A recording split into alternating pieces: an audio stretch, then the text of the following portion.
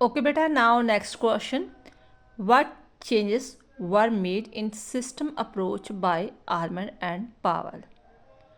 Almond and पावल ने जो अपना अप्रोच दिया था, स्ट्रक्चर अप्रोच दिया था ना, उसमें बाद में उसने क्या चेंजेस किए अपने ही अप्रोच में। जब उसका क्रिटिसिज्म थोड़ा बहुत होने लगा कि नहीं ये शॉर्टकमिंग्स पाई जाती है, तो उसने अपने अप्रोच में कौन कौन सी नई चीज़ें ऐड की या क्या चेंज किया।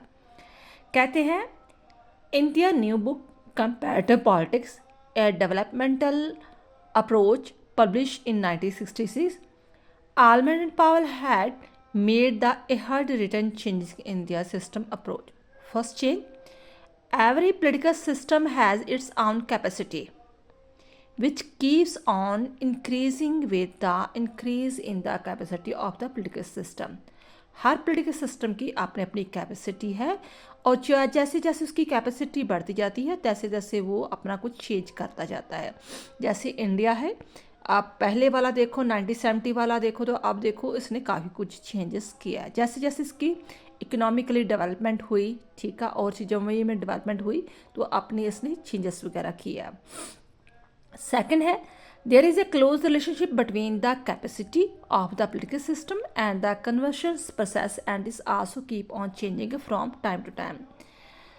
अब कैपेसिटी बढ़ गई, ठीक है, तो नेचुरली कन्वर्शन प्रोसेस भी चेंज होगा, ठीक है ना। तो जैसे कैपेसिटी बढ़ती है तो कन्वर्शन प्रोसेस भी चेंज होता है। इट मीन्स दोनों में आपस में क्लोज रिलेशनशिप पाया जाता है, और ये टाइम टू टाइम चेंज भी हो सकता है।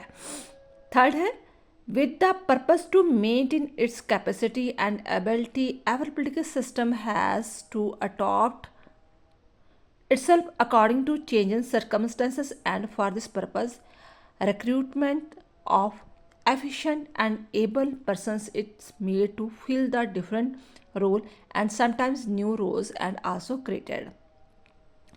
अपने जो कैपेसिटी और एबिलिटी को मेंटेन करने के लिए पॉलिटिकल सिस्टम जो है अकॉर्डिंग टू सर्कमस्टेंस के अकॉर्डिंग चेंजेस होता है, ठीक है, और उसके अकॉर्डिंग जो नई रिक्रूटमेंट भी करता है।